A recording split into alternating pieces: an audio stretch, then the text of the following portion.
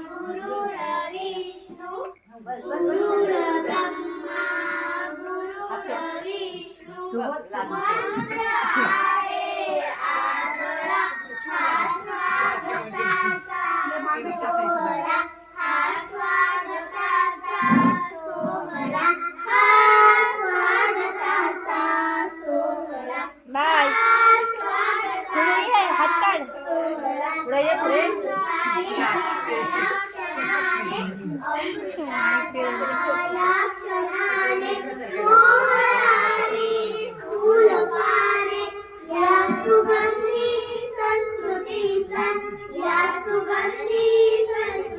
मंत्र आहे आगळा हा स्वागताचा सोहळा हा स्वागताचा सोहळा हा स्वागताचा सोहळा हा स्वागताचा सोहळा ज्ञान हा डोळा मनाचा ज्ञान हा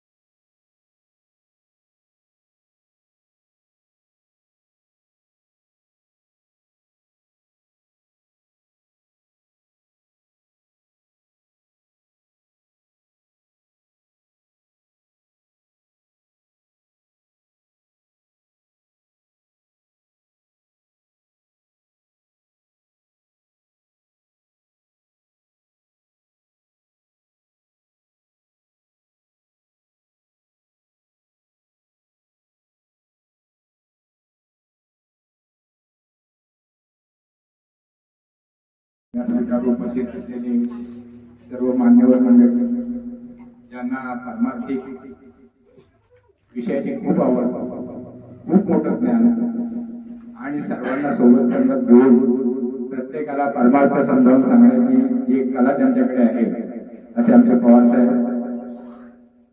हर कामामध्ये कुठलेही काम सांगा, मला येत नाही किंवा मला करत नाही किंवा मी करणार नाही असं कधीही नाही म्हणणार, असे आमचे बुवा म्हणतात लक्ष्मणभाऊ पवार.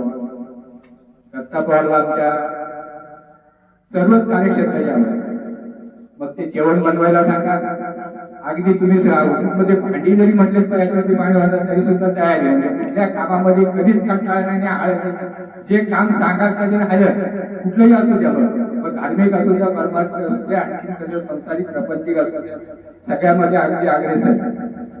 त्याचबरोबर आमच्या ह्या निमंत्रणाला मान देऊन आमचे सोयरे करावडे साहेब इथं आले, या सर्वांचं आणि आपण सर्व महिला मंडळांचं मी मनापासून स्वागत करतो. आणि कार्यक्रमाला सुरुवात होण्यापूर्वी हा आजचा जो कार्यक्रम आहे, हा आमच्या धाकट्या भाऊजाई सुवर्णा बळीराम पवार यांचा कार्यक्रम आहे. ही जरी आज हजर नसली तरी सुद्धा तिचं नाव घेणं फार गरजेचं आहे. आणि तिची सूनबाई, धाकटी सूनबाई, तिने हा वारसा पुढे चालवायचं ठरवलं आणि त्या निमित्ताने हा आता कार्यक्रम आयोजित केलेला आहे. तरी आपण सर्वांनी शांततेत आणि आनंदाने हा कार्यक्रम पार पाडाल अशी अपेक्षा करतो. आणि या कार्यक्रमाविषयी दोन शब्द बोलावेत असे पवार साहेबांना विनंती करतो.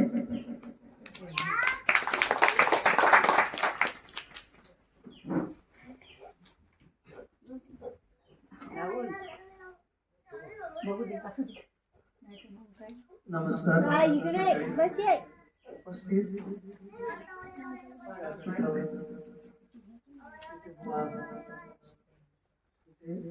बाळासाहेब पवार, यशवंत होतेकर,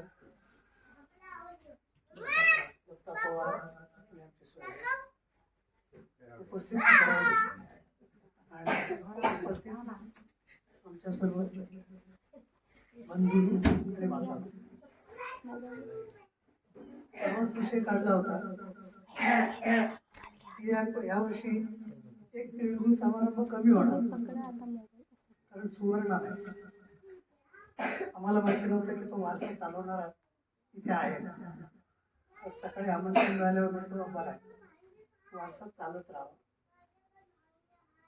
हा मकर संक्रांती संपूर्ण पौष महिन्यामध्ये प्रत्येक ठिकाणी हा उत्सव साजरा केला जातो. आणि त्याच्या मागची अशी एक भूमिका असते की धनु राशीमधून सूर्य मकर राशीमध्ये प्रवेश करतो आणि म्हणून त्याला मकर संक्रांत असे म्हणतो. ह्या दिवशी आपण काय करतो, तिळगुळ वाटतो. काय सांगतो, तिळगुळ घ्या आणि गोड गोड बोला. आमचा तिळगुळ सांडू नका आणि आमच्या भांडू नका. फक्त ओठाने बोलतो, पोटात वेगळं असतं.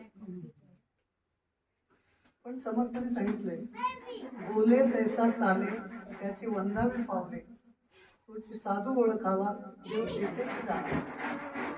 आणि म्हणून आपण सगळ्या महिला एकत्र जमतोय खेळीमेळीने. मी सांगितलं की जे काय परमेश्वराने सण दिलेले आहेत ते स्त्रियांना सगळे बहाल केलेले आहेत. कारण बहुतेक सण जे आहे ना, तुमची जन्माष्टमी घ्या, हरितालिका घ्या, वृषपंचमी घ्या, नागपंचमी घ्या, तुमच्या गणपतीमध्ये गौरीचा पौसा घ्या, हे सगळे सण जे आहेत ना ते स्त्रियांना बहाल केलेले आहेत. त्याचं कारणच एक आहे की स्त्रियांची पुण्य वाढवून देण्याकरता हे आपल्या हिंदू धर्मामध्ये दिलेले सण आहेत. का बरं? कारण एक स्त्री जर पतिव्रता गावात असेल, तुम्हाला माहिती आहे आपल्या शिवेमध्ये सतीचा एक दगड आहे, माहितीये? कोणी पाहिलाय की नाही मला माहिती नाही, नवीन लोकांना माहितीच नसेल. तर तो दगड का लावला?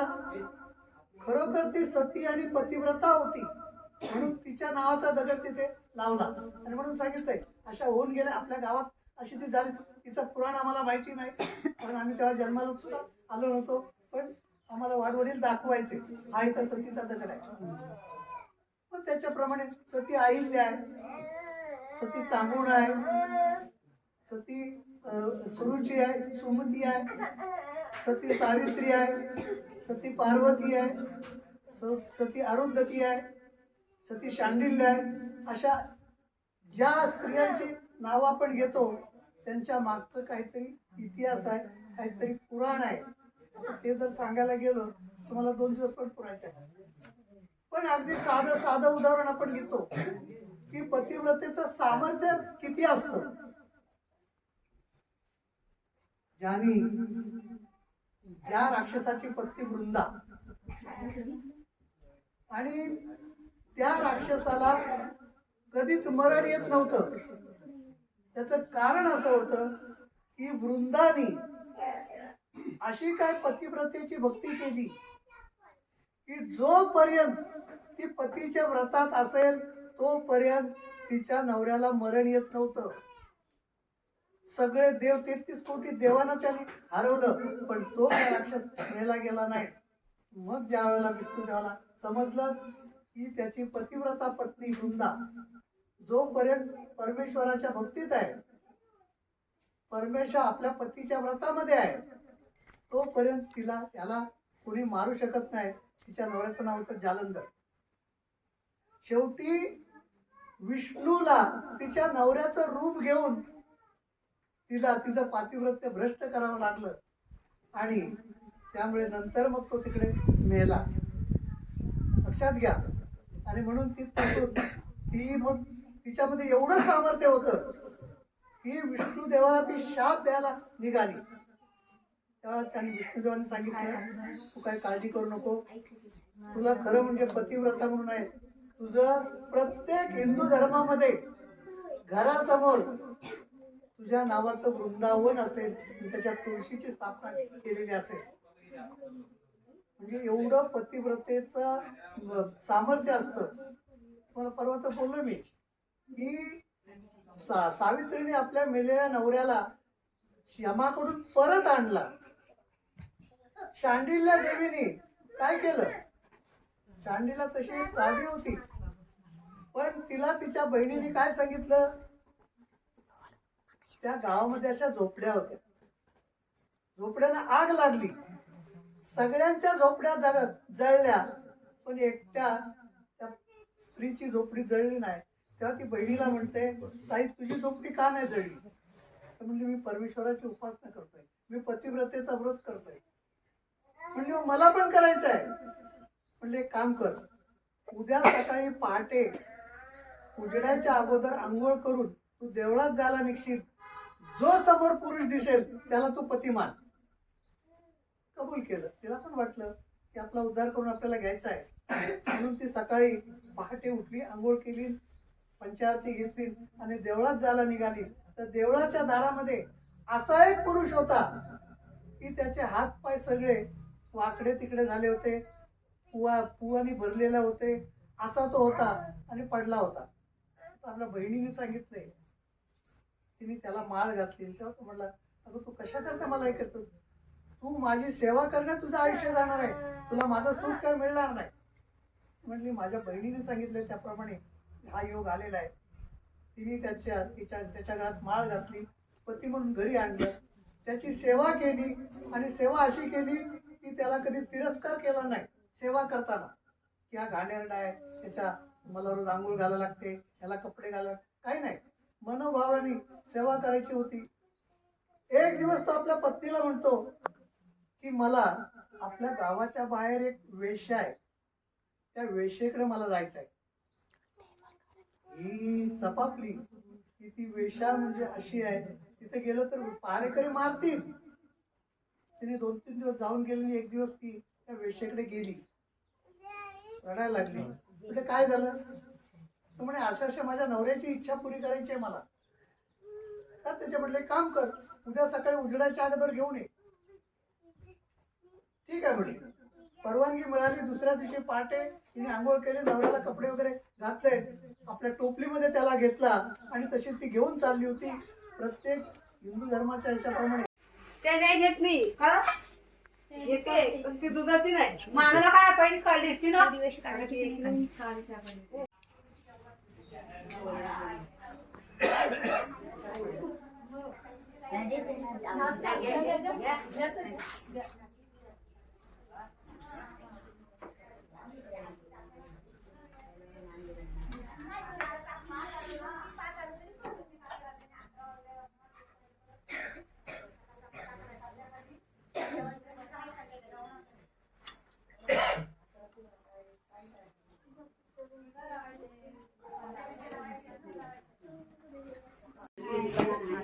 मोठे बाजूला